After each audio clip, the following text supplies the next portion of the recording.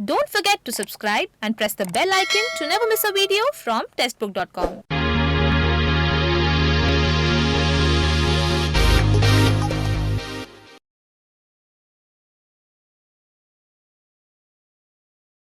Hello officers, आज के इस सेशन में ज्योमेट्रिकल फिगर बेस्ड अरेंजमेंट में हम एक पजल डिस्कस करने वाले हैं। ओके, तो ज्योमेट्रिकल फिगर्स में कौन कौन से टाइप्स आते हैं, कौन कौन से टाइप्स के टेबल्स आते हैं, ये सारी चीज़ें अब तक हमने देख ली है। ओके, तो इस सेशन में जो पजल हमें डिस्कस करनी है उसमें हमें लोगों के नाम के साथ साथ एक और वेरिएबल भी दिया जाएगा।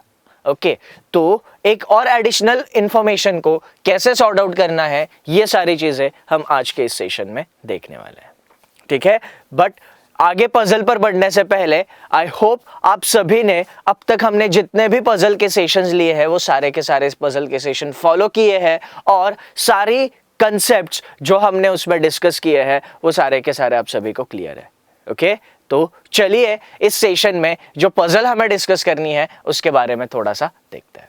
पजल आपके स्क्रीन पर है, वीडियो को यहीं पे पॉज कीजिए और देखिए इस पजल का सॉल्यूशन आपको क्या मिलता है। उसके बाद यहां पर हम वो पजल डिस्कस करेंगे। नेक्स्ट स्लाइड पर आते हैं, डिस्कस करेंगे इस पजल को। इस पजल में हमें क्या दिया था जरा देखना। हमें बोला गया था रिप्रेजेंटेटिव फ्रॉम 8 डिफरेंट बैंक्स। ठीक है, उनके कुछ नाम दिए थे। Are sitting around a circular table facing the centre but not necessarily in the same order, each of them is from a different bank. ठीक है, हमें क्या दिया था, 8 रिप्रेजेंटेटिव 8 बैंकों के एक सर्कुलर टेबल पर बैठे हुए हैं। ठीक है, उनके हमें नाम दिए थे और उनके बैंक्स के हमें नाम दे दिए गए थे। ठीक है, अब इसमें हमें दिया था कि सारे लोगों का फेसिंग अंदर की तरफ है। ओके, अब आगे की इंफॉर्मेशन कैसे सॉर्ट आउट हो सकती है देखेंगे। चलेंगे नेक्स्ट स्लाइड पे। आगे की स्लाइड पे हमें दिया था F sits second to the right of the one who is representative of Canara bank. जो कैनरा बैंक का रिप्रेजेंटेटिव है उसके सेकंड राइट में एफ बैठता है। कैनरा बैंक सबका फेसिंग अंदर की तरफ है। कैनरा बैंक को हम कहीं पर भी अज्यूम कर सकते हैं, तो कैनरा बैंक यहां पर अज्यूम करेंगे। ये अंदर की तरफ देख रहा है, उसका सेकंड राइट एफ यहां पर आना चाहिए था। ठीक है, इसके बाद आगे हमें क्या दिया था, इसके बाद आगे हमें दिया था representative from bank of India is the immediate neighbour of representative from Canara bank. Canara bank और बैंक ऑफ इंडिया दोनों के रिप्रेजेंटेटिव एक दूसरे के पड़ोसी है। ठीक है, अब अगर देखने जाए तो कैनरा बैंक वाले के इमीडिएट राइट में बैंक ऑफ इंडिया वाले को लेना है या कैनरा बैंक वाले के इमीडिएट लेफ्ट में हमें बैंक ऑफ इंडिया को लेना है, समझ में नहीं आ रहा है। तो हमने 2 केसेस बना ली। एक केस में बैंक ऑफ इंडिया को कैनरा वाले के इमीडिएट राइट में कंसिडर कर लिया और दूसरी केस में बैंक ऑफ इंडिया को कैनरा बैंक के इमीडिएट लेफ्ट में कंसिडर कर लिया। ठीक है, इसके बाद आगे हमें क्या दिया था देखते हैं। आगे हमें दिया था 2 people sit between the representative of bank of India and B. ठीक है, बैंक ऑफ इंडिया का रिप्रेजेंटेटिव और बी के बीच में 2 लोग बैठते हैं। गैप दिया था, बैंक ऑफ इंडिया के राइट में भी होगा या लेफ्ट में होगा हमें नहीं पता है, तो 2 छोड़ के राइट में भी आ नहीं सकता। 2 छोड़कर बी जो है इस केस में बैंक ऑफ इंडिया वाले के लेफ्ट में ही आना चाहिए था। यहां पर देखते हैं, 1-2 छोड़कर बी बैंक ऑफ इंडिया वाले के लेफ्ट में भी आ सकता है, 1-2 छोड़कर बी बैंक ऑफ इंडिया वाले के राइट में भी आ सकता है। ठीक है, चलो अब ये इंफॉर्मेशन तो वहां पर रिलेट हो नहीं रही थी, तो बी की पॉसिबल प्लेसेस हमने यहां पर नोट डाउन कर लिया। बी अभी फिक्स नहीं है, अलग केसेस बनाने का अभी कुछ सेंस नहीं बनता है। इन केस हमें यहां पर कुछ क्लैरिटी मिली ही नहीं तो हम इसमें अलग केस बनाएंगे। ठीक है, चलो अब आगे क्या दिया था हमें देखते हैं। आगे हमें दिया था C and E are the immediate neighbours of each other. C और E एक दूसरे के नेबर होने चाहिए थे। अब दोनों भी केसेस में ये पॉइंट रिलेट करने जाएंगे, बहुत ज्यादा कंफ्यूजन होगा, इसको नोट डाउन करके रखना ही बेहतर होगा। तीसरी कैटेगरी बहुत ज्यादा कंफ्यूजन, यानी पॉइंट को क्या करना है, नोट डाउन करके रखना है। आई एम श्योर इस वीडियो ने पजल सॉल्व करने की पूरी प्रोसीजर समझने में आपकी काफी हेल्प की होगी और हर एक बैंकिंग एस्पिरेंट पजल और सेटिंग अरेंजमेंट इस टॉपिक का इंपॉर्टेंस तो जानता ही है। ये एक वीडियो था कोर्स ऑफ द मंथ में जो पजल एंड सेटिंग अरेंजमेंट का कोर्स हमने सिलेक्ट किया है उसका। एग्जाम के बदलते हुए पैटर्न को ध्यान में रखते हुए इस कोर्स को हमने बड़ी बारीकी से डिजाइन किया हुआ है ताकि लेटेस्ट पैटर्न पे पूछे जाने वाले सारे पजल सॉल्व करने में आपको आसानी हो। ये कोर्स आपके सारे कंसेप्ट्स क्लियर करने में काम आएगा ही आएगा, उसी के साथ स्पीड और एक्यूरेसी बढ़ाने में भी काम आएगा। और यही तो चीजें चाहिए होती है कोई भी एग्जाम क्लियर करने के लिए, चाहे वो प्रीलिम्स हो चाहे मेंस हो। तो ये तो रही बस एक टॉपिक की बात, पर जरा सोचो ऐसे ही आपको बाकी सारे टॉपिक्स पे कोर्सेज मिल जाए तो coding decoding, score booster, seating arrangement, concept builder, advance syllogism, score booster और ऐसे ही 100 से भी ज्यादा कोर्सेज सब मिलेंगे आपको एक ही टेक्स्ट बुक पास के अंदर, जो आपको हर एक एग्जामिनेशन के लिए पूरी तरीके से तैयार करेगा। सिर्फ इतना ही नहीं, 1000 से भी ज्यादा practice sets, quizzes, study notes, test and discussions और 5500 से भी ज्यादा मॉक टेस्ट सीरीज, ये सारी चीजें आपको मिलेगी टेक्स्ट बुक पास के अंदर। In short, text book pass is one-stop solution for cracking any exam. So, get your textbook pass from the direct link in the description below. चलिए आप और हम मिलके आपका सरकारी ऑफिसर बनने का सपना पूरा करते हैं। ठीक है, इसके बाद नेक्स्ट स्लाइड पे चलेंगे। नेक्स्ट स्लाइड पे हमें कंडीशन दी थी, neither C nor E is the immediate neighbour of either B और the representative from Canara Bank. ठीक है, पॉइंट क्या दिया है, सी और ई में से कैनरा बैंक वाले का कोई भी पड़ोसी नहीं है। ठीक है, neither C nor E is the immediate neighbour of, ठीक है, कैनरा बैंक वाले के पड़ोस में सी और ई में से कोई भी नहीं होना चाहिए और बी के पड़ोस में भी नहीं होना चाहिए। अब जरा देखते हैं कि बी कहां पर फाइनल हो सकता है। क्या इस कंडीशन से भी फाइनल हो सकता है, चेक करना पड़ेगा। तो जरा आप देखो, अगर हमने बी यहां पर ले लिया, अगर हमने बी इस केस में यहां पे कंसीडर कर लिया, तो बी के बाजू में सी ई यहां नहीं आ सकते, यहां नहीं आ सकते। सी और ई के लिए ये दोनों जगह बचेगी, सी और ई इन दो प्लेसेस पे आ सकते हैं। इसका मतलब बी यहां पर लेंगे, सी और ई के लिए जगह बन रही है। सी और ई कैनरा बैंक के बाजू में नहीं चाहिए थे, पॉइंट ऑलरेडी नोट डाउन करके रखा है, वो बी के भी बाजू में नहीं आने चाहिए थे। चलो ठीक है, इस केस में देखते हैं, कैनरा बैंक यहां पर है, सी और ई हम इन प्लेसेस पे कंसीडर नहीं कर सकते थे, करेक्ट। बी के बाजू में भी कंसीडर नहीं कर सकते थे, तो सी और ई यहां पर भी हम कंसीडर नहीं कर सकते थे। अब जरा ध्यान देना, सी और ई तो पड़ोसी होने चाहिए थे, सी और ई पड़ोसी होने चाहिए थे। अब इस केस में सी और ई को पड़ोसी बनाया जा सकता है क्या?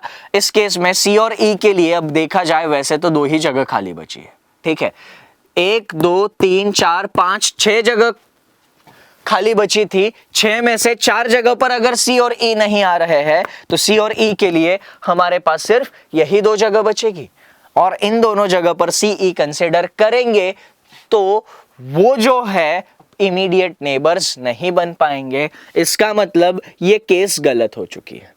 अब जरा देखना, ये केस तो गलत हो ही चुकी थी, वहां पर बी का थोड़ा सा कंफ्यूजन था। अगर इसी में मैं थोड़े से चेंजेस कर देता, ठीक है, इसी में मैं थोड़े से चेंजेस कर देता तो इस केस को उसमें कन्वर्ट करके बी की पॉसिबिलिटीज देखते हुए हम इस पजल को आगे ले जा सकते थे ना। बहुत कम एफर्ट्स के साथ हम बी की दोनों पॉसिबिलिटी कंसिडर करते और पजल को आगे सॉल्व कर सकते थे। ठीक है, तो यहां पर बी की 2 केसेस बन रही थी ना। ओके, अब दोनों केसेस सेम ही है, कुछ फर्क है ही नहीं। ठीक है, एक केस में बी को मैं यहां पर कंसिडर करता हूं और दूसरी केस में बी को मैं यहां पर कंसिडर करता हूं। ठीक है, ये बी की जो 2 पॉसिबिलिटीज बन रही थी, दोनों भी पॉसिबिलिटीज हमने कंसिडर कर ली है। ओके, एक मिनट, बी जो है, बी यहां पर नहीं आएगा। बैंक ऑफ इंडिया और बी के बीच में 2 लोग होने चाहिए थे, तो बी इस पोजीशन पर आना चाहिए था। ठीक है, बी की 2 पॉसिबिलिटीज बन रही थी, बैंक ऑफ इंडिया यहां पर था, 1 2 छोड़कर बी हम यहां पे कंसिडर कर सकते थे, या फिर 1 2 छोड़कर बी यहां पे कंसिडर कर सकते थे। बी की 2 पॉसिबिलिटीज बन रही थी, दोनों भी पॉसिबिलिटीज हमने यहां पे कंसिडर कर ली है। ठीक है, इसके बाद हम देखते हैं कि हमें और क्या इंफॉर्मेशन यहां पर दी है। ओके, अब जरा आगे बढ़ने से पहले ये पॉइंट क्लियर होता है कि नहीं ये देखेंगे। ओके, बी यहां पर था, बी के बाजू में सीई नहीं आ सकते थे, सीई यहां पर नहीं आने चाहिए। ठीक है, जितनी भी जगह बची है उनमें से सी और ई अगर पड़ोसी बनने हैं तो यहीं पर आने चाहिए थे, तो सी और ई की पोजीशन, ठीक है, फाइनल तो हो चुकी है, बट ई और सी एग्जैक्टली कहां ये नहीं पता है। ठीक है, इन दो प्लेसेस पे सी और ई आने हैं, ये फाइनल है, बट ई कहां पे सी कहां पे ये हमें नहीं पता है। यहां पर देखते हैं। ठीक है, बी के बाजू में सी और ई नहीं आने चाहिए थे। अगर सी और ई यहां पर नहीं आ सकते, जरा देखना, सी ई यहां पर नहीं, सी ई यहां पर भी नहीं। ठीक है, अब सीई 6 में से 4 जगह पर नहीं आ सकते, अगेन 2 ही जगह बचती है सी और ई के लिए जहां पर उनको पड़ोसी नहीं बनाया जा सकता था। यह केस कैंसिल हो जाएगी। ठीक है, वो केस कैंसिल हो गई है, अभी हमें सारा दिमाग इसी केस में लगाना है। ठीक है, आगे हमें क्या दिया था देखते हैं। आगे हमें दिया था representative of bank of Maharashtra sit second to the right of D, D is neither the representative of Canara bank nor bank of India. ठीक है, डी के सेकेंड राइट में बैंक ऑफ महाराष्ट्र का रिप्रेजेंटेटिव बैठता है, और डी कैनरा बैंक का भी रिप्रेजेंटेटिव नहीं है, बैंक ऑफ इंडिया का भी नहीं है। डी यहां नहीं आ सकता, यहां नहीं आ सकता, 1 2 3 जगह डी के लिए खाली ही नहीं है। डी अगर हमने यहां पर ले लिया, बैंक ऑफ महाराष्ट्र यहां पर कंसिडर करेंगे। आखिरी जगह डी के लिए ये बच रही थी, ये भी पॉसिबिलिटी चेक होना जरूरी थी। डी यहां पर लिया, बैंक ऑफ महाराष्ट्र यहां आ नहीं सकता था, तो डी यहां पर, उसके सेकेंड राइट में बैंक ऑफ महाराष्ट्र यहां पर। ठीक है, डी और बैंक ऑफ महाराष्ट्र फाइनल हो गए। ठीक है, आगे क्या दिया है देखते हैं। नेक्स्ट स्लाइड पे चलेंगे। नेक्स्ट स्लाइड पे हमें इंफॉर्मेशन दी थी, G and the representative from UCO bank are neighbours of each other. Point क्या दिया था, G and the representative from UCO bank are the immediate neighbours of each other.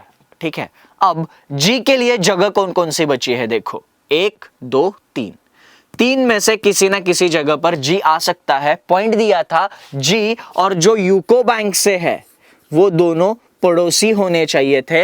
In case जी हम यहां पर लेते हैं तो जी के लेफ्ट साइड में भी यूको नहीं आ सकता, राइट में भी यूको नहीं आ सकता, जी हम यहां पर ले नहीं सकते थे।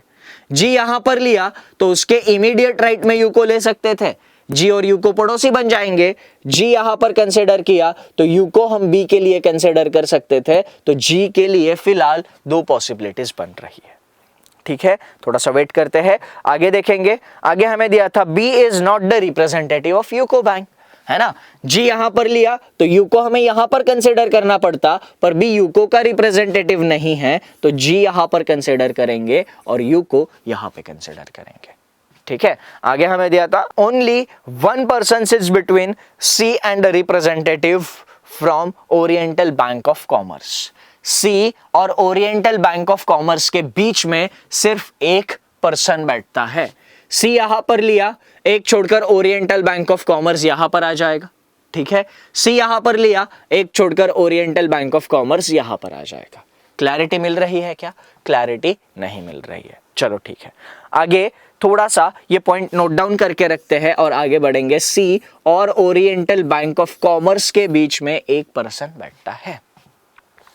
ठीक है, चलो आगे हमें क्या दिया था, नेक्स्ट स्लाइड पे चलते हैं। आगे हमें दिया था H sits third to the left of the representative from Dena bank. ठीक है, पॉइंट हमें क्या दिया था, देना बैंक के रिप्रेजेंटेटिव के थर्ड लेफ्ट में एच बैठता है। ओके, अब एच के लिए 2 ही जगह बची है। इन केस हम एच यहां पर कंसिडर करते हैं तो क्या वो देना बैंक का तीसरा लेफ्ट हो जाएगा। एच यहां पर 1 2 3, देना बैंक अगर यहां आता तो ही उसका तीसरा लेफ्ट एच हो जाता। देना बैंक यहां पे आ नहीं सकता, इसका मतलब एच यहां पे आ नहीं सकता, तो एच यहां पर फाइनल हो जाएगा। ठीक है, और यहां पर देना बैंक के तीसरे लेफ्ट में होना चाहिए था, तो देना बैंक यहां पर आ जाएगा, पहला दूसरा तीसरा लेफ्ट एच फाइनल हो जाएगा। ठीक है, अब आगे हम देखते हैं। आगे हमें क्या दिया था, आगे हमें इंफॉर्मेशन दी थी representative from Punjab National Bank sits second to the left of the representative from Syndicate Bank. Syndicate bank वाले के सेकंड लेफ्ट में पंजाब नेशनल बैंक वाला बैठता है, ठीक है। अब सिंडिकेट सिंडिकेट सिंडिकेट तीन पॉसिबिलिटीज बन रही थी, ठीक है। सिंडिकेट बैंक कंसिडर करने के लिए 1 2 3 पॉसिबिलिटीज बन रही थी। सिंडिकेट यहां पर लेते, second left Punjab national bank नहीं आ पाता। सिंडिकेट यहां पर लेते, सेकंड नेशनल पीएनबी नहीं आ पाती, ठीक है। तो यहां पर बी के लिए सिंडिकेट कंसिडर करना पड़ेगा और उसके सेकंड लेफ्ट में पंजाब नेशनल बैंक हमें कंसिडर करनी पड़ेगी, ठीक है। तो ये सारी इंफॉर्मेशन अभी हमें दे दी गई थी, ओके। अब यहां पर सारे बैंक्स हो चुके हैं, सारे लोग हो चुके हैं, एक पर्सन और एक बैंक फाइनल होना बाकी है। अब देखो सारी इंफॉर्मेशन तो हमने यूज कर ली थी सिवाय इस पॉइंट के, है ना। अब एक ही बैंक बची थी, कौन सी बैंक बची थी? Oriental Bank of commerce. तो ओरिएंटल बैंक ऑफ कॉमर्स यहां पे आनी चाहिए थी। सारे लोग हो चुके थे, एक ही पर्सन बचा था ए, यहां पर आना चाहिए था। ई और सी की पोजीशन फाइनल करनी थी, इस पॉइंट की मदद से ई और सी की पोजीशन हम फाइनल कर सकते हैं, ठीक है। अब जरा यहां पर देखना, अगर सी हम यहां पर कंसिडर करते हैं, सी और ओबीसी के बीच में एक पर्सन नहीं आ सकता, इसका मतलब सी इस पोजीशन पे आना नहीं चाहिए था। सी यहां पर फाइनल हो जाएगा। सारी चीजें सॉर्ट आउट हो चुकी है और हमें पजल का सॉल्यूशन मिल चुका है, ठीक है। तो यहां पर इस पजल का सॉल्यूशन हमें मिल चुका है, ओके। पजल ज्यादा डिफिकल्ट थी नहीं, ओके। आई होप इस पजल का डिस्कशन आप सभी को क्लियर है, ठीक है। अगर इस पजल का डिस्कशन आप सभी को क्लियर है तो जरा यहां पर देखना हमने कंडीशंस को कैसे सॉर्ट आउट किया है, ओके। चलो, तो इस पजल के ऊपर अब जो कुछ भी क्वेश्चन पूछे जाएंगे उनका आंसर करने में हमें ज्यादा परेशानी नहीं होगी। आई एम श्योर इस वीडियो ने पजल सॉल्व करने की पूरी प्रोसीजर समझने में आपकी काफी हेल्प की होगी और हर एक बैंकिंग एस्पिरेंट पजल और सेटिंग अरेंजमेंट इस टॉपिक का इंपॉर्टेंस तो जानता ही है। ये एक वीडियो था कोर्स ऑफ द मंथ में जो पजल एंड सेटिंग अरेंजमेंट का कोर्स हमने सिलेक्ट किया है उसका। एग्जाम के बदलते हुए पैटर्न को ध्यान में रखते हुए इस कोर्स को हमने बड़ी बारीकी से डिजाइन किया हुआ है ताकि लेटेस्ट पैटर्न पे पूछे जाने वाले सारे पजल सॉल्व करने में आपको आसानी हो।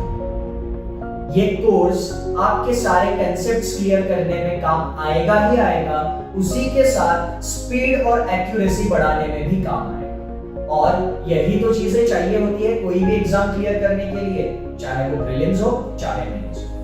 तो ये तो रही बस एक टॉपिक की बात, पर जरा सोचो ऐसे ही आपको बाकी सारे टॉपिक्स पे कोर्सेस मिल जाए तो coding decoding, score booster, seating arrangement, concept builder, advance syllogism, score booster और ऐसे ही 100 से भी ज्यादा कोर्सेस सब मिलेंगे आपको एक ही टेक्स्ट बुक पास के अंदर, जो आपको हर एक एग्जामिनेशन के लिए पूरी तरीके से तैयार करेगा। सिर्फ इतना ही नहीं, 1000 से भी ज्यादा practice sets, quizzes, study notes, test and discussions और 5500 से भी ज्यादा मॉक टेस्ट सीरीज, ये सारी चीजें आपको मिलेगी टेक्स्ट बुक पास के अंदर। In short, text book pass is one-stop solution for cracking any exam. So, get your textbook pass from the direct link in the description below.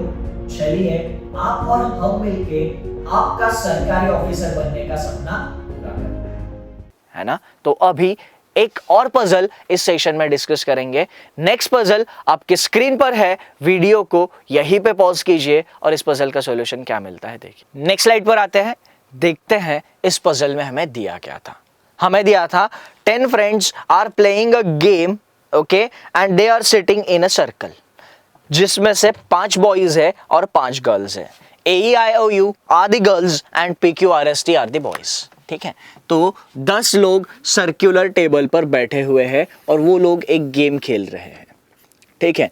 इन 10 में से 5 बॉयज है और 5 गर्ल्स है, 8 हो गए, ये 9th एंड ये 10th, ठीक है। और उन सभी का फेसिंग क्या दिया है, ओके। तो फेसिंग भी हमें अलग अलग दिया है, तो फेसिंग पे भी थोड़ा सा ध्यान रखते हैं। हमें दिया था 2 boys and 2 girls are facing opposite to the centre, ठीक है। हमें इंफॉर्मेशन क्या दी थी, जो भी 5 बॉयज और 5 गर्ल्स बैठे थे उनमें से 2 बॉयज एंड 2 गर्ल्स सेंटर के बाहर की तरफ देख रहे हैं.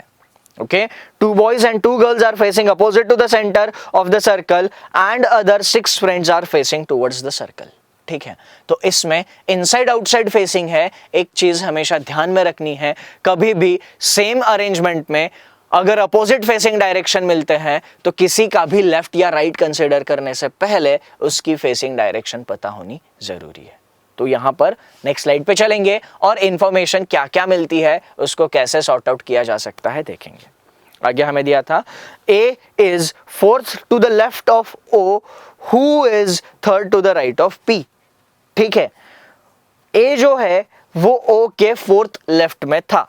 ठीक है, मान लो O हमने यहां पर कंसिडर कर लिया तो उसके फोर्थ लेफ्ट में A आना चाहिए था. O यहां पर पहला, दूसरा, तीसरा, चौथा लेफ्ट A अगर वो अंदर की तरफ फेस करता.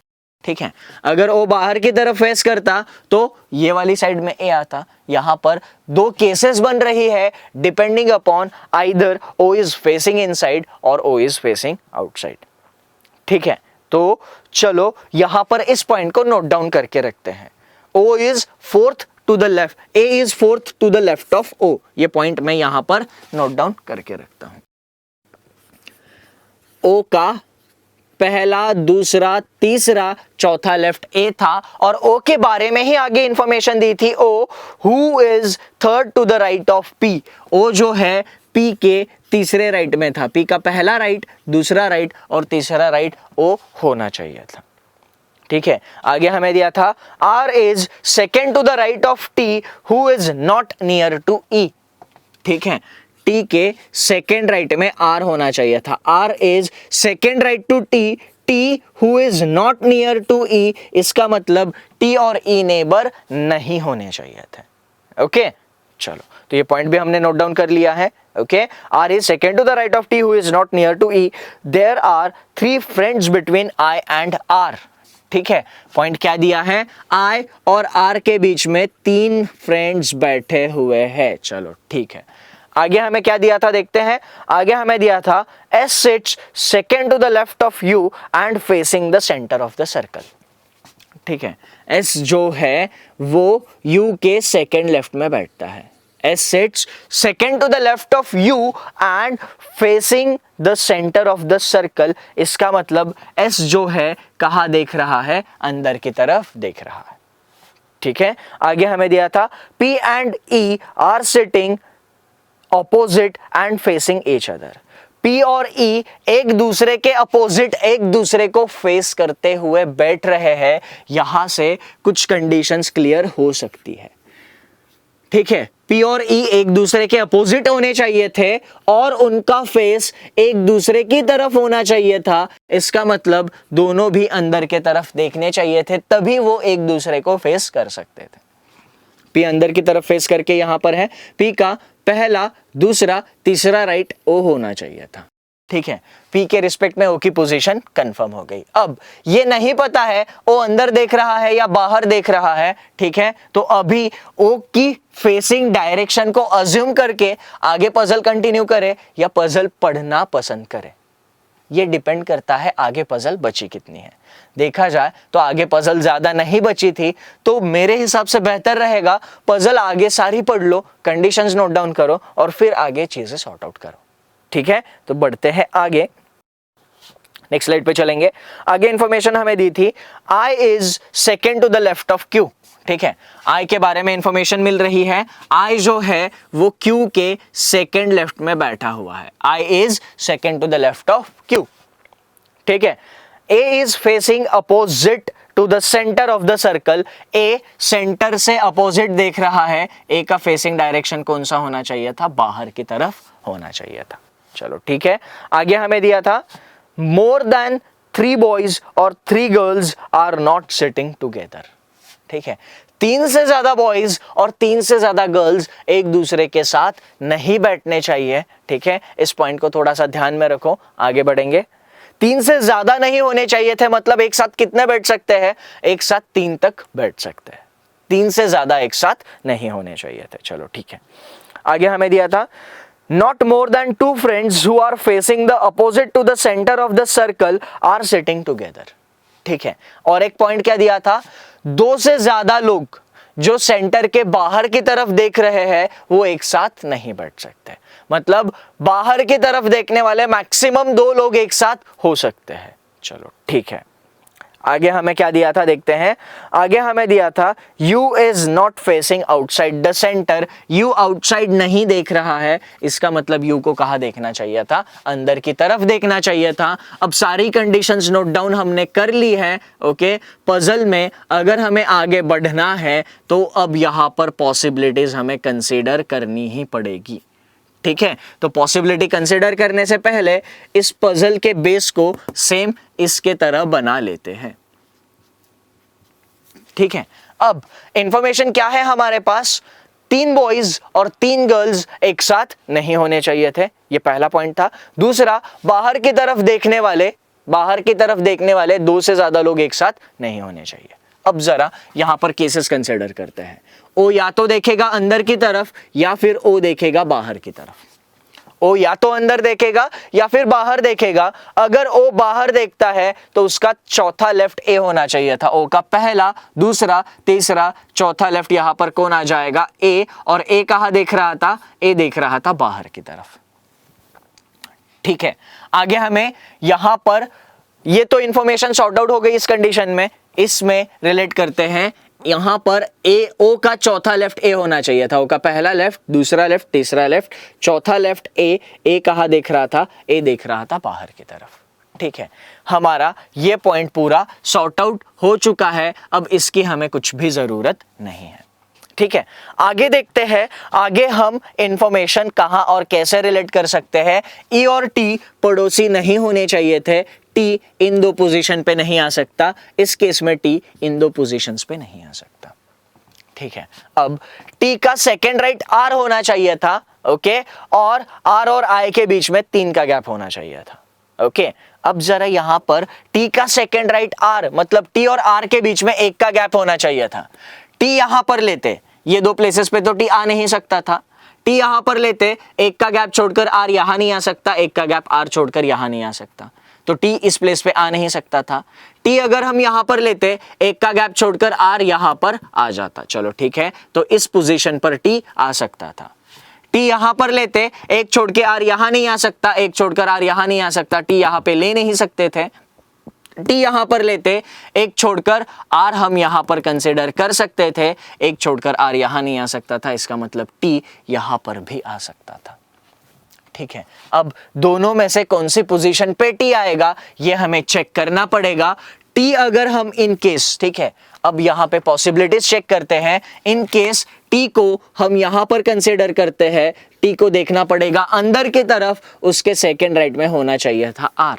ठीक है, आर और आई के बीच में 3 लोग होने चाहिए थे। आर यहां पर है, 1 2 3 छोड़ के आई इस साइड में आ नहीं सकता था, 1 2 3 छोड़कर आई यहां पर आ सकता है। ठीक है, तो आई यहां पर आ जाएगा। ओके, अब जरा यहां पर देखना, आई और क्यू के बीच में 1 का गैप होना चाहिए था। आई यहां पर है तो क्यू यहां पर आना चाहिए था। क्यू के सेकेंड लेफ्ट में आई होना चाहिए था। पॉसिबल कब होगा, जब क्यू बाहर की तरफ देखेगा।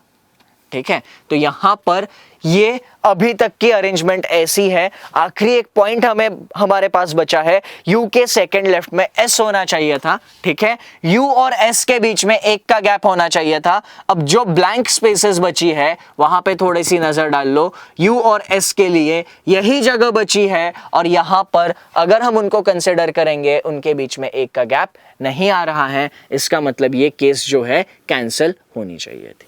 ठीक है, ये केस कैंसिल होनी चाहिए थी। टी की ये पोजीशन गलत हो चुकी थी। ओके, टी की इस केस में आखिरी पोजीशन हमारे पास बची है ये वाली। ठीक है, टी के सेकंड राइट में आर होना चाहिए था। कब पॉसिबल होगा, जब टी बाहर की तरफ देखेगा, आर यहां पर आ जाएगा। आर और आई के बीच में 3 का गैप चाहिए था। आर यहां पर है, 1 2 3 छोड़कर आई यहां पर आ सकता है, 2 3 छोड़कर आई यहां पर नहीं आ सकता, तो आई की पोजीशन इस केस में फाइनल हो गई।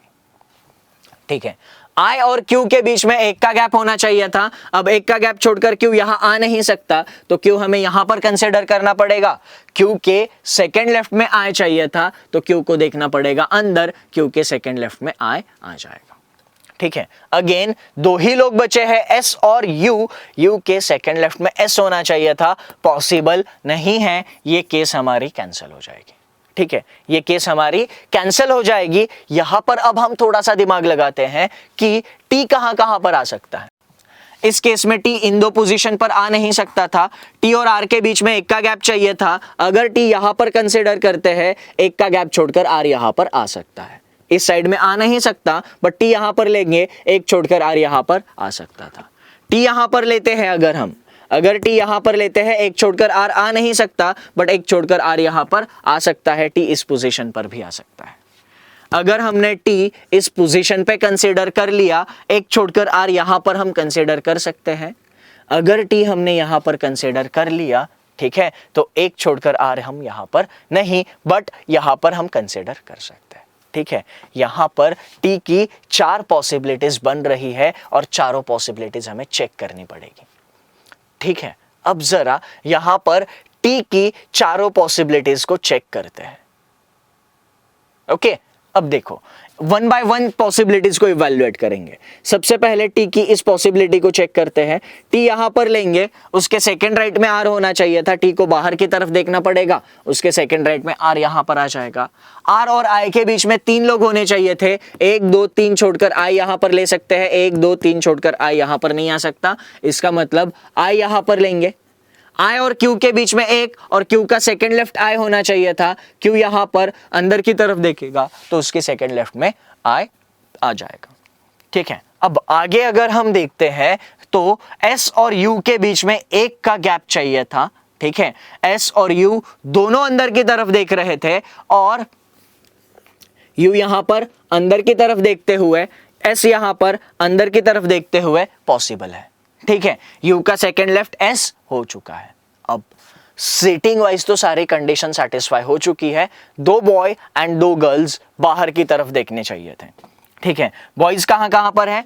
बॉयज, पहला बॉय यहां पर है, दूसरा यहां पर है, तीसरा यहां पर है, चौथा यहां पर है, पांचवा यहां पर है। ठीक है, इनमें से पी अंदर देख रहा है, एस अंदर देख रहा है, क्यू अंदर देख रहा है, टी बाहर, 2 बॉयज बाहर की तरफ देखने चाहिए थे तो आर को भी बाहर की तरफ देखना पड़ता।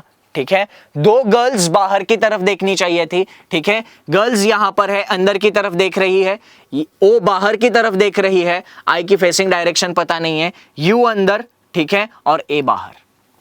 बाहर की तरफ देखने वाली 2 गर्ल्स फाइनल हो चुकी है, तो जो बची थी आई, वो अंदर की तरफ होनी चाहिए थी। अब आखिरी पॉइंट कौन सा बचा है? 2 पॉइंट बचे हैं जिनको हमें चेक करना है। कौन से 2 पॉइंट्स है? 3 से ज्यादा बॉयज और 3 से ज्यादा गर्ल्स एक साथ नहीं होनी चाहिए थी। ठीक है, अब जरा यहां पर बॉयज और गर्ल्स को थोड़ा सा हाईलाइट कर लेते हैं। ठीक है, मैं गर्ल्स को हाईलाइट कर लेता हूं। पहली गर्ल, ई दूसरी गर्ल, ओ तीसरी गर्ल, आई चौथी गर्ल, ठीक है, एंड यू यहां पर 5वीं गर्ल।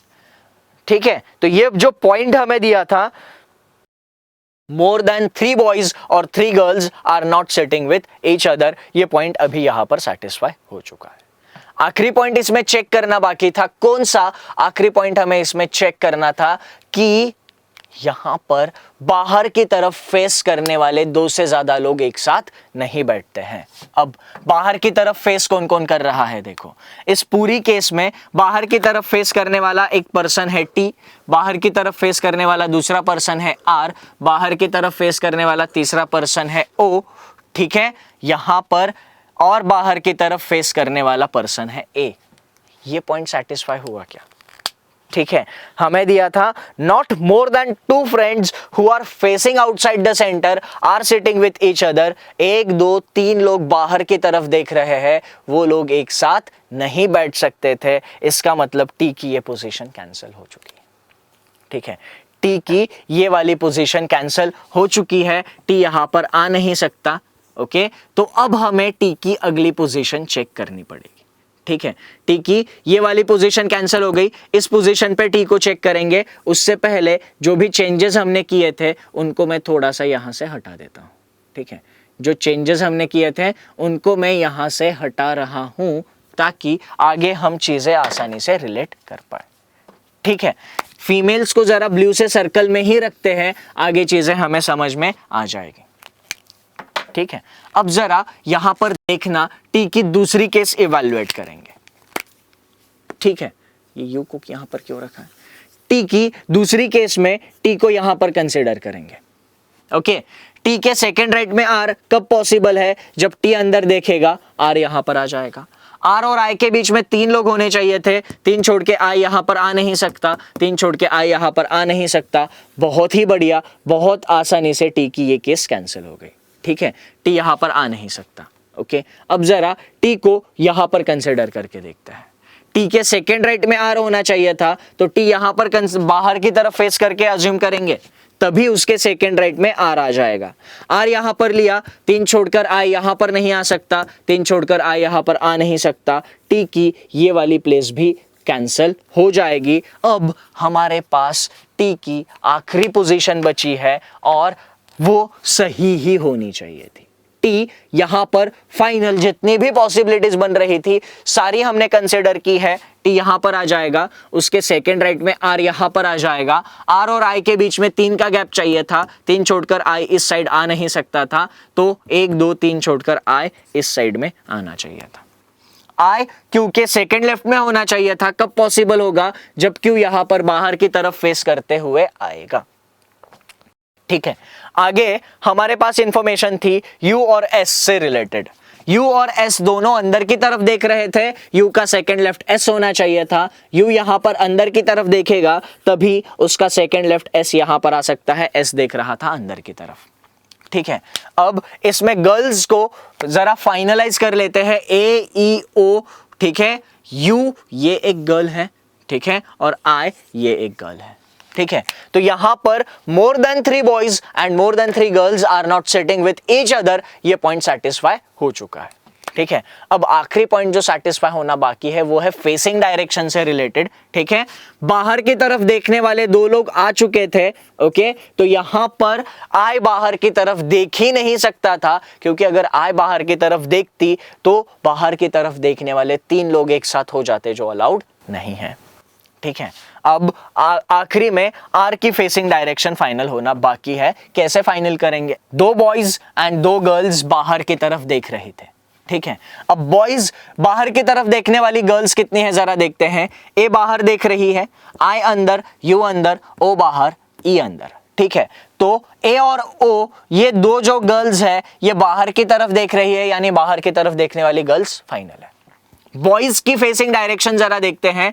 क्यू बाहर देख रहा था, बाहर की तरफ देखने वाला एक बॉय हमें मिल गया। एस अंदर, पी अंदर, टी अंदर, बाकी के 3 बॉयज अंदर देख रहे हैं, तो आर को बाहर के तरफ ही देखना पड़ेगा और हमें यहां पर इस पजल का सॉल्यूशन मिल जाएगा। ठीक है, देखना इस पजल में पॉसिबिलिटीज कितनी बन रही थी और उतनी सारी पॉसिबिलिटीज हैंडल करने के लिए हमारे पास पेशेंस और कंसंट्रेशन किस लेवल का चाहिए था। ठीक है, तो आई होप ये सारी पॉसिबिलिटीज आप सभी को क्लियर है। क्या किया हमने? सबसे शुरुआत में ओ की फेसिंग डायरेक्शन को लेकर पॉसिबिलिटी बनी थी। ओ अंदर देखेगा या बाहर, तो ओ की फेसिंग डायरेक्शन की पॉसिबिलिटीज को कंसिडर करते हुए हमने इस पजल के सॉल्यूशन की शुरुआत की थी। ओ अंदर देखेगा, वो पॉसिबिलिटी कैंसिल हो गई। ओ बाहर देखता, टी के लिए 4 जगह पॉसिबल हो रही थी, चारों की चारों पॉसिबिलिटी में से चारों चेक की है, 3 कैंसिल हो गई थी। फाइनली जो मिली हमें उसने सॉल्यूशन दे दिया। ठीक है, अब देखो मेंस के जो पजल होते हैं उनमें पॉसिबिलिटीज ज्यादा बनते हैं, इसीलिए वो सॉल्व करने में परेशान करते हैं। अगर आपने कंसंट्रेशन और पेशेंस के साथ सही मेथड्स अप्लाई किए तो आपको मेंस की पजल सॉल्व करने में ज्यादा परेशानी नहीं होगी। ठीक है, आई होप इस पजल का डिस्कशन आप सभी को क्लियर है। ओके, आज के इस सेशन में यही पे रुकते हैं। Thank you and have a nice time.